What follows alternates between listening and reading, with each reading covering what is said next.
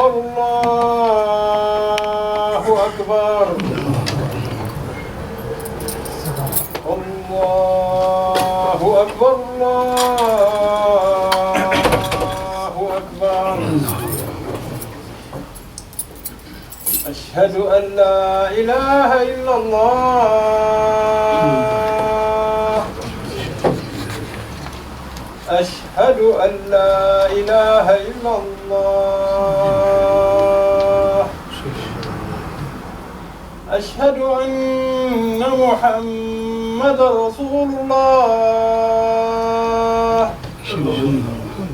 أشهد أن محمد رسول الله حي على الصلاة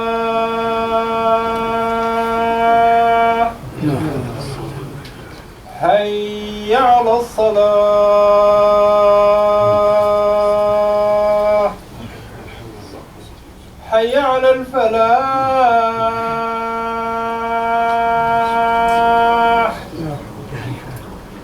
حي على الفلاح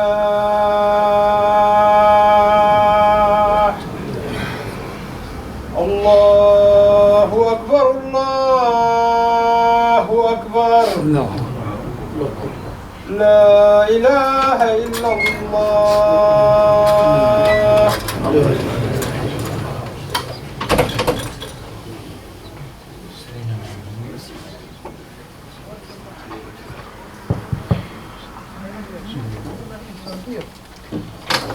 الحمد لله رب العالمين الحمد لله ولا إله إلا الله ولا حول ولا قوة إلا بالله الحمد لله إن الحمد لله تعالى نحمده ونستعينه ونستغفره ونستهديه ونعوذ بالله من شرور أنفسنا ومن سيئات أعمالنا من يهده الله فلا مضل له ومن يضلل فلا هادي له ونشهد أن لا إله إلا الله وحده لا شريك له غافر الذنب وقابل التوب شديد العقاب ذي الطول لا إله إلا هو إليه المصير ونشهد أن سيدنا محمدا عبده ورسوله وصفيه من خلقه وخليله أرسله ربه بالهدى ودين الحق ليظهره على الدين كله ولو كره الكافرون تركنا صلى الله عليه وسلم على المحجة البيضاء ليلها كنهارها لا يزيغ عنها إلا هالك خاسر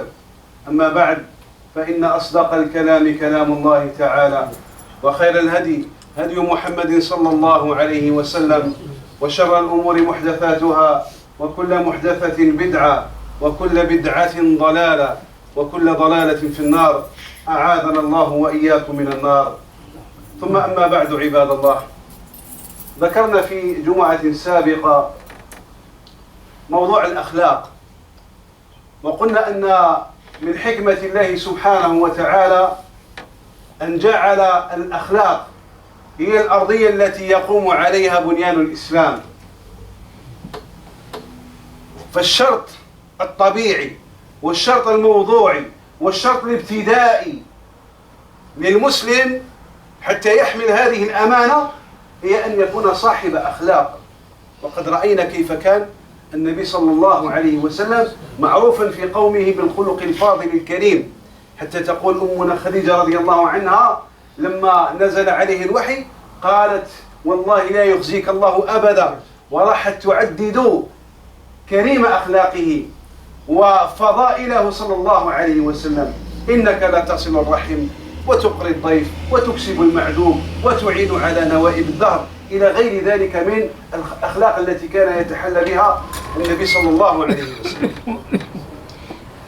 إذن لا يمكنك أن تكون مسلما كما يحب الله ويرضى إلا إذا كنت تملك هذه الأرضية. وكلما كانت هذه الأرضية صلبة كلما كان بنيانك شامخا، كلما كان بنيانك عاليا، كلما كان بنيانك جميلا قويا متينا راسخا يمكنه أن يؤدي دوره في هذه الحياة. هذا المعنى أكده ماذا؟ أكده كتاب الله سبحانه وتعالى وسنة نبيه صلى الله عليه وسلم، توجيهات النبي صلى الله عليه وسلم بعد ذلك بعد بعثته تؤكد على هذا المعنى وعلى هذه الحقيقة وعلى هذا الأمر الذي لا ينبغي أن يغفل عنه العبد المسلم. فتجدنا ربما نهتم أكثر ما نهتم بإقامة الشعائر وننسى هذه الأرضية التي ينبغي أن نقيم عليها هذه البناية، بناية الإسلام. فتلقى الإنسان ربما يعتني بإقامة الصلاة فيصليها ولا يترك منها شاذة ولا فاذة، الفضائل وما وراء الفضائل يأتي بها كلها. ثم بعد ذلك إذا تعامل مع الناس، إذا تعامل مع الخلق، تجده أبعد ما يكون عن أخلاق الإسلام. هذا التناقض، هذه الازدواجية، هذا التضارب بين العناية بالشعائر وإهمال الأخلاق يعكس ماذا؟ يعكس اضطرابا فكريا عند هذا الإنسان المسلم، وهو واقع المسلمين اليوم للأسف الشديد. للأسف الشديد. حافظ إبراهيم شاعر النيل كما يلقب يعني قال بيتا وجعلها ذلك البيت يتردد في أسماع وأذهان وقلوب العالمين حينما يقول إنما الأمم الأخلاق ما بقيت فإنهم ذهبت أخلاقهم ذهبوا.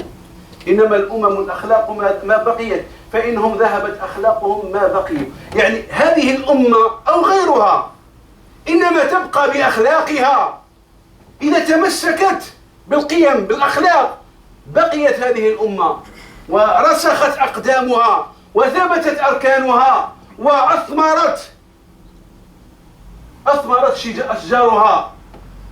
أما إذا فقدت الأخلاق وذهبت الأخلاق ذهبت هذه الأمة وصارت لا قيمة لها. يعني والواقع لا يحتاج إلى بيان. أنا كما يقولوا في الجزائرية يقول لك أنا ما نقول لك وأنت ما يخفى لك، أنا لا أقول لك وأنت لا يخفى عليك. واقع الأمة كما هو. لما ابتعدنا عن الأخلاق، ابتعدنا عن القيم، ابتعدنا عما أمرنا الله سبحانه وتعالى، وجدنا هذه سبحان الله العظيم. تخيلوا ملايين الحجاج يحجون إلى بيت الله الحرام، يقفون في عرفات يتضرعون إلى الله، ثم تحصل العذابات في الأمة، معاناة الأمة، حروب، قلاقل، يعني كل أنواع الأمراض التي تصيب المجتمعات تنهك جسد هذه الأمة. يعني هناك أمر غير معقول. إما أن هؤلاء الذين يقفون في عرفات ويقفون في المحاريب وفي الصلوات يعني إما أنهم لا يدعون الله سبحانه وتعالى، أو أن الله لا يسمع دعاءهم أو لا يستجيب دعاءهم. ذلك لأن الخلل. تخيلوا إنسان يذهب إلى الحج بأموال حرام. تخيل إنسان يقيم أو يذهب إلى الحج 10 12 20 مرة، 20 حجة في رصيده 20 حجة، وجاره إلى جنبه جائع. تخيلوا هذا. هل يعقل؟ فهذا التضارب وهذا التناقض يعكس ماذا؟ يعكس اضطرابا في منظومة القيم التي يفترض أنها منظومة قيم مثالية. لما تعلم صحيحنا في التاريخ الإسلامي نقرأ عن الفتوحات وأن الفاتحين وأن كذا، لكن الرقعة الإسلامية أو انتشار الإسلام هذا الممتد من أقصى شرق، من الأندلس إلى أقصى شرق آسيا، إلى المالديف، إلى إندونيسيا، إلى ماليزيا.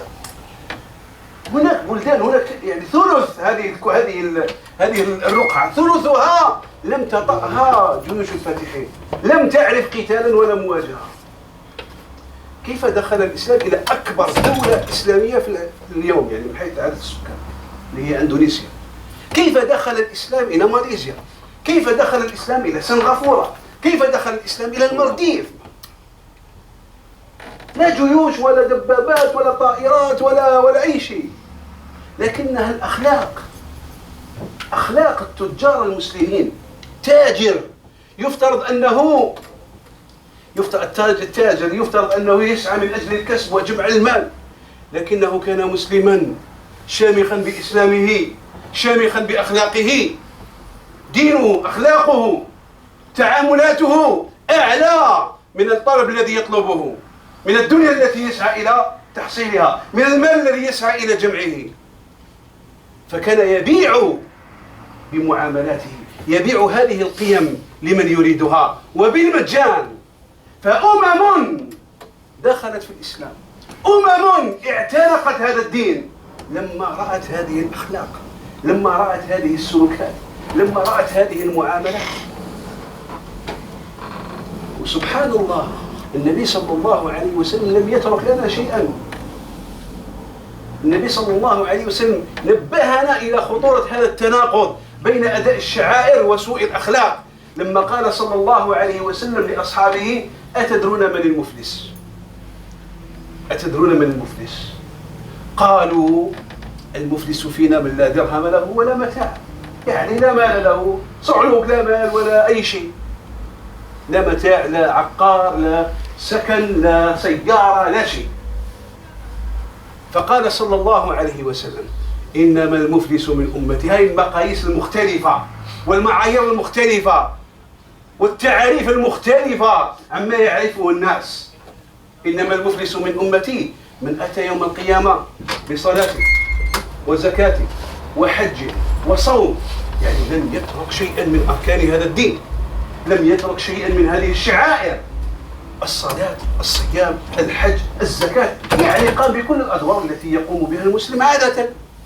لكنه الاستدراك، لكنه يأتي وقد ظلم هذا وشتم هذا وضرب هذا وسفك دم هذا وأكل مال هذا، فيأخذ هذا من حسناته وهذا من حسناته، فإذا فنيت حسناته أخذ من خطاياهم فألقيت عليه فألقي في النار. يعني تقيم الشعائر ثم تسيء الأخلاق، تسيء المعاملة، تسيء التعامل مع الناس. لا دين يبقى، ولا حسنة تبقى، ولا خيرا تلقى. هذا الذي أخبرنا به النبي صلى الله عليه وسلم. الدعوة إلى مكارم الأخلاق هي من صميم الإسلام، بل هي خلاصة الإسلام. حينما قال النبي صلى الله عليه وسلم وهو يواجه قريش التي اعترضت على دعوته ورفضت هذه الدعوة جملة وتفصيلا: ما معنا يكفينا، هكذا قالوا.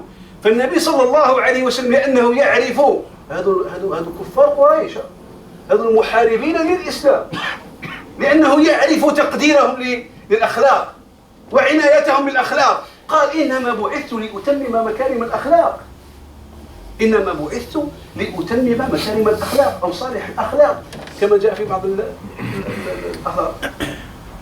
إذن فخلاصة الإسلام هي هذه المنظومة الأخلاقية التي ينبغي أن نقيم عليها ديننا، وينبغي، هي جزء من الدين، وينبغي أن نقيم عليها ما وراء ذلك. فإذا تحقق لنا ذلك وجدت الناس يدخلون في دين الله أفواجا.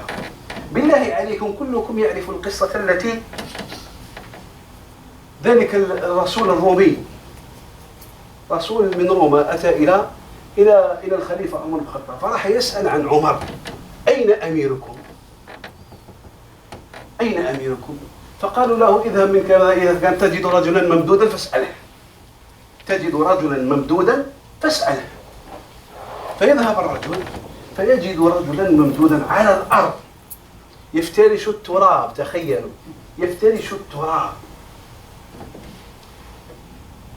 يتوسد عضده، وقد ملأ التراب ثيابه. فيقول: يا هذا دلني على الأمير، أو أين أميركم؟ فاعتدل عمر في جلسته وقال: ماذا تريد منه؟ أنا أمير المؤمنين، أنا عمر، ماذا تريد؟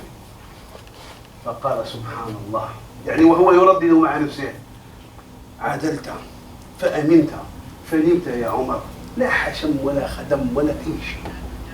فالناس ترى سلوكاتنا، ترى تصرفاتنا، ترى تعاملاتنا، وتبني أحكامها على هذه الصورة.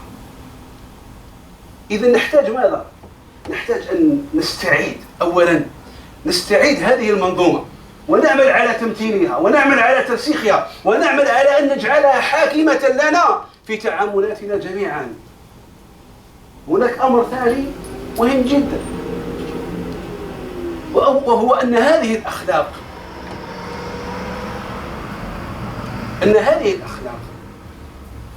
ليست مقيدة بفئة من الناس. فأنا صادق مع أهل مسجدي، خارج المسجد أنا أكذب الناس. أنا صادق مع عائلتي، مع غير العائلة أنا أكذب الناس. لا لا لا لا. الله سبحانه وتعالى ماذا يقول لنبيه صلى الله عليه وسلم؟ يقول: وما أرسلناك إلا رحمة للعالمين. إلا رحمة للعالمين، يعني أن هذه الرسالة عالمية. من هذه الرسالة منظومة الأخلاق عالمية. فليس لك أن تكذب مع المسلم، وليس لك أن تكذب مع غير المسلم. ليس لك أن تخون المسلم، وليس لك أن تخون غير المسلم. وليس لك أن تغش المسلم، كذلك ليس لك أن تغش غير المسلم. وقس على هذا منظومة أخلاق عالمية. هذا ديننا، هذه عقيدتنا، وهذه شريعتنا، وهذه منظومة أخلاقنا. ينبغي أن نتصرف على هذا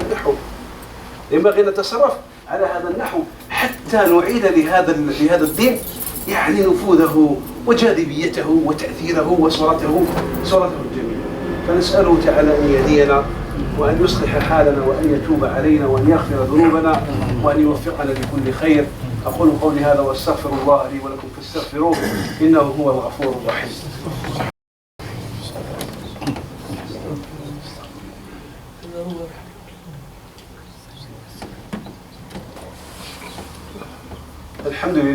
الحمد لله ولا إله إلا الله، ولا حول ولا قوة إلا بالله. وصل اللهم وسلم وبارك على سيدنا رسول الله وعلى آله وصحبه ومن والاه إلى يوم الدين. عباد الله، الأخلاق أو منظومة الأخلاق الحسنة حاكمة في تعاملاتنا مع الناس. النبي صلى الله عليه وسلم ماذا يقول؟ في حديث رواه الإمام الترمذي عن أنس رضي الله عنه قال رسول الله صلى الله عليه وسلم: اتق الله حيثما كنت، وأتبع السيئة الحسنة تمحها، وخالق الناس بخلق حسن. فأنت في تعاملاتك عندك 3 محاور. المحور الأول هو التعامل مع الله، أن تتعامل مع الله بالتقوى، اتق الله حيثما كنت. ثم المحور الثاني التعامل مع النفس، وأتبع السيئة الحسنة تمحها، بمعنى أنك تعمل على أن تحسن التصرف، تحسن المعاملة، تحسن الأداء والإنجاز. فإذا وقع منك خطأ سارع بالتوبة، هذا الذي تتعامل من خلاله مع نفسك. ثم المحور الثالث وهو التعامل مع الناس، قال: وخالق الناس بخلق حسن، وخالق الناس بخلق حسن. فهذا هو المعيار، هذا هو الضابط الذي يحكم تعاملاتنا مع الناس، وهو أن نخالقهم مخالقة حسنة كما أمر النبي صلى الله عليه وسلم. أنت تمثل دين، أنت لا تمثل قومية، ولا تمثل قومك، ولا تمثل بلدك، ولا تمثل، أنت بالدرجة الأولى تمثل دينا. تمثل ماذا؟ تمثل دينا ينبغي أن تشرفه، وينبغي أن ترفع رأسه، وينبغي أن تعلي رايته. بماذا؟ بسلوكك المستقيم ومعاملتك الحسنة للناس جميعا.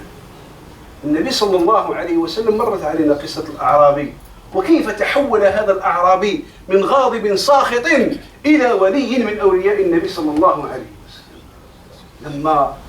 لما دخل المسجد ويعني حزبه أمر فراح وبال في المسجد، فقام إليه الصحابة رضي الله عنهم ينكرون عليه، ينهونه وينكرون عليه. فقال النبي صلى الله عليه وسلم: لا تزرموه وأريقوا على بوله ذنوبا من ماء.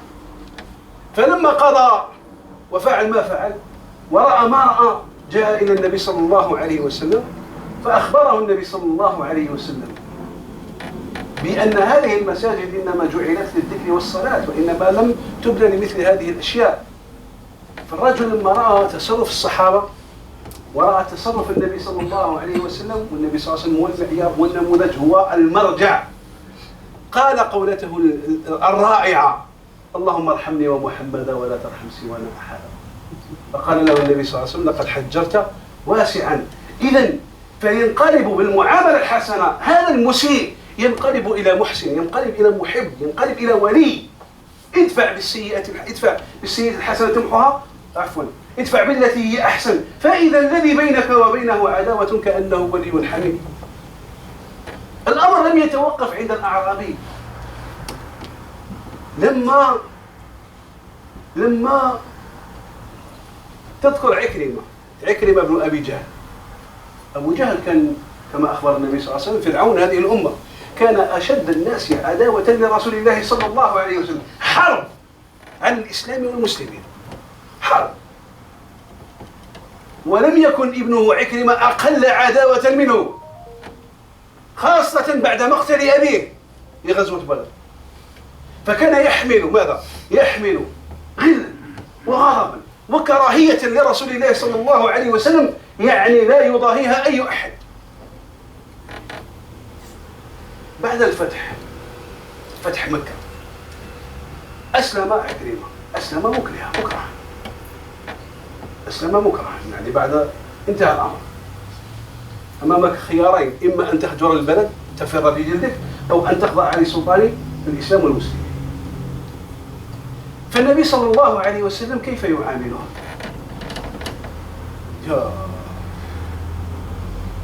في بعض الأحيان تحتقر نفسك مع توجيه النبي صلى الله عليه وسلم. يقول النبي صلى الله عليه وسلم للصحابة عن عكرمة: لا تذكروا أباه أمامه فإن ذلك يؤذيه، فإن ذلك يؤذيه. يعني يراعي مشاعر عكرمة حتى لا يؤذى. عكرمة ماذا يقول؟ ما كان أحد أبغض إلي من محمد، ما كان أحد أبغض إلي من محمد، فما زال يعطيني ويعطيني حتى صار أحب الناس إلي. فحوله النبي صلى الله عليه وسلم من مقام البغضاء والكراهية إلى مقام ماذا؟ مقام الحب والمحبة والولاء. هذا ما يصنعه الأخلاق. النبي صلى الله عليه وسلم لم يشتري، حتى نكون واعين، النبي صلى الله عليه وسلم لم يشتري حبه بالمال، لا، وإنما الرجل عكرمة لم يكن فقيرا، وإنما الرجل لما رأى هذا العطاء، النبي صلى الله عليه وسلم يخبرنا: تهادوا تحابوا، صح؟ تهادوا تحابوا. فلا يهديك الإنسان هدية إلا وهو إذا كان أقل شيء أن ليس في قلبه شيء شيء سلبي من جهتك، أقل شيء. فأدرك ماذا؟ أدرك سلامة صدر وقلب رسول الله صلى الله عليه وسلم، فصار أحب الناس إليه. صفوان بن أمية بن خلف تعرفونه، واحد من أعداء الإسلام، حارب الإسلام وعذب المسلمين وفعل ما فعل في سيدنا بلال رضي الله عنه. صفوان ابنه لم يكن أقل منه عداوة للإسلام والمسلمين، خاصة بعد مقتل أبيه يوم الفتح. والرجل كان صاحب مال، والرجل وضع خطة ودفع أموالا لمن يقتل النبي صلى الله عليه وسلم وهو في المدينة. هذا قبل الفتح. هذا الرجل كان يتآمر على قتل النبي صلى الله عليه وسلم. فانكشفت خطته، الوحي أخبر النبي صلى الله عليه وسلم بالأمر، وهكذا.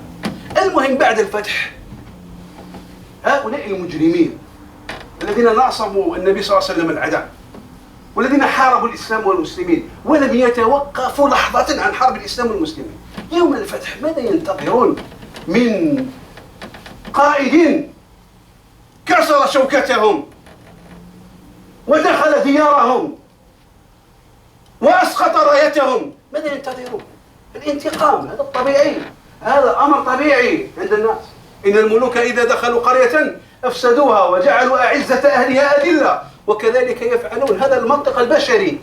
لكن المنطق النبوي شيء آخر. قال: ما تظنون أني فاعل بكم؟ قالوا: أخ كريم وابن أخ كريم. فقال: اذهبوا فأنتم الطلقاء. هذه أخلاق النبي صلى الله عليه وسلم. ومنهم صفوان كما ذكرنا. بعد فتح مكة ذهب النبي صلى الله عليه وسلم إلى الطائف، إلى حنين. المهم في تلك الغزوة غنم مغانم كثيرة فوزعها على الطلقاء. وزعها على من؟ على الطلقاء. ومنهم صفوان. صفوان رأى في الوادي في مكان رأى قطيعا من الإبل، يعني عدد مهول من الإبل. فقال صفوان للنبي صلى الله عليه وسلم: ما أعظم هذا؟ فقال النبي صلى الله عليه وسلم: أو يعجبك؟ أو يعجبك؟ قال: بلى. قال: هو لك. لا إله إلا الله. قال: هو لك. ماذا يقول صفوان الذي كان منذ أيام فقط محاربا لله ورسوله؟ ماذا يقول؟ والله ما جادت نفس أحد بمثل هذا إلا نفسنا. فأسلم خاضعا راضيا مقبلا. بماذا؟ بهذا الصنيع، بهذه المعاملة، بهذه الأخلاق. إذن الأخلاق أيها الأحباب، الأخلاق أعظم سلاح، خلينا نقول أكبر أو أعظم أدق مفتاح يفتح القلوب ويكسب القلوب ويلين القلوب ويعيد القلوب إلى الوجهة الصحيحة، هو الأخلاق. فنحتاج أن نستعيد منظومة أخلاقنا، نحتاج أن نبعثها من جديد، أن نجسدها، أن نقيمها، أن نذكر مسؤوليتنا أمام هذه المنظومة. فنسأله تعالى أن يهدينا وأن يصلح حالنا وأن يتوب علينا وأن يغفر ذنوبنا. اللهم اهدنا فيمن هديت وعافنا فيمن عافيت وتولنا فيمن توليت. إنه لا يعز من عاديت ولا يذل من وليت. واصرف اللهم عنا برحمتك شر ما قضيت، إنك تقضي ولا يقضى عليك، تباركت ربنا وتعاليت. اللهم اقسم لنا من خشيتك ما تحول به بيننا وبين معاصيك، ومن الطاعات ما تبلغنا به جنتك، ومن اليقين ما تهون به علينا مصائب الدنيا. اللهم اغفر ذنوبنا واستر عيوبنا وتولى أمرنا، واختم بالباقيات الصالحات أعمالنا. ربنا اغفر لنا ولإخواننا الذين سبقونا بالإيمان، ولا تجعل في قلوبنا غلا للذين آمنوا. ربنا إنك رؤوف رحيم، والحمد لله رب العالمين.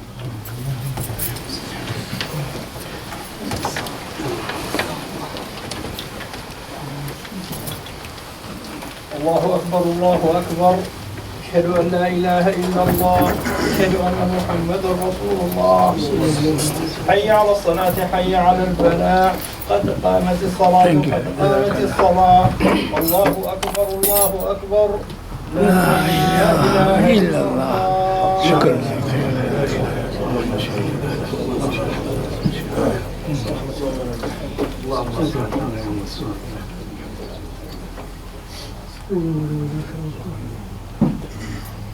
استووا استقيموا رحمكم الله على الصلاة. اختلفوا واتجهوا إلى الله بذنوبكم وأكثروا من الدعاء حال السجود. لا تنسوا أنفسكم وإخوانكم وأهليكم وأمتكم من الدعاء.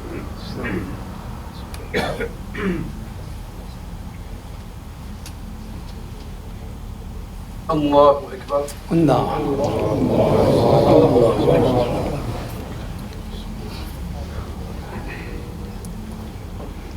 الحمد لله رب العالمين الرحمن الرحيم مالك يوم الدين. إياك نعبد وإياك نستعين. اهدنا الصراط المستقيم، صراط الذين أنعمت عليهم غير المغضوب عليهم ولا الضالين.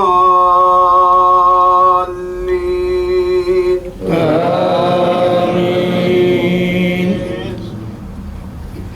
والتين والزيتون وطور سينين وهذا البلد الأمين لقد خلقنا الإنسان في أحسن تقويم ثم رددناه أسفل سافلين إلا الذين آمنوا وعملوا الصالحات فلهم أجر غير ممنون فما يكذبك بعد بالدين أليس الله بأحكم الحاكمين.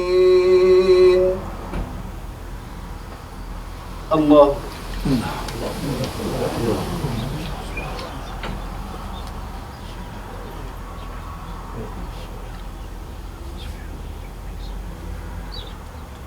سمع الله لمن حمده.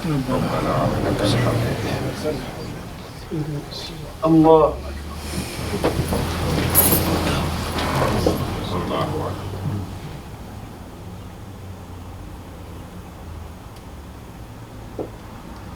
الله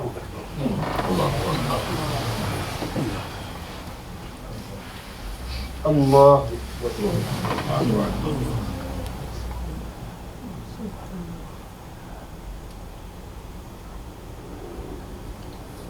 الله أكبر.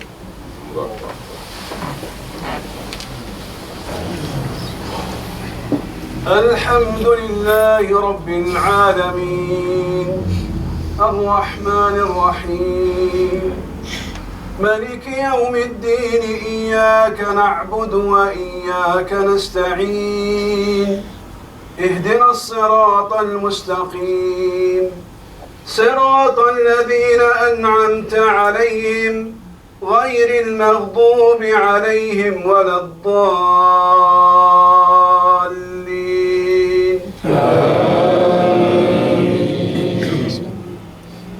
والعصر إن الإنسان لفي خسر إلا الذين آمنوا وعملوا الصالحات وتواصوا بالحق وتواصوا بالصبر.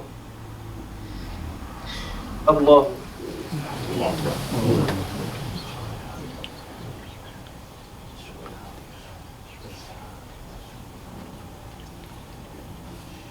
سمع الله لمن حمده.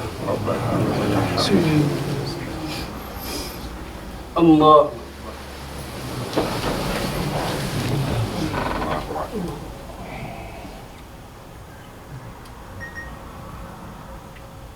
الله أكبر.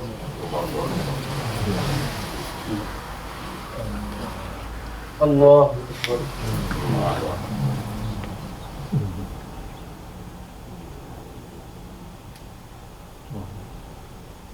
الله أكبر.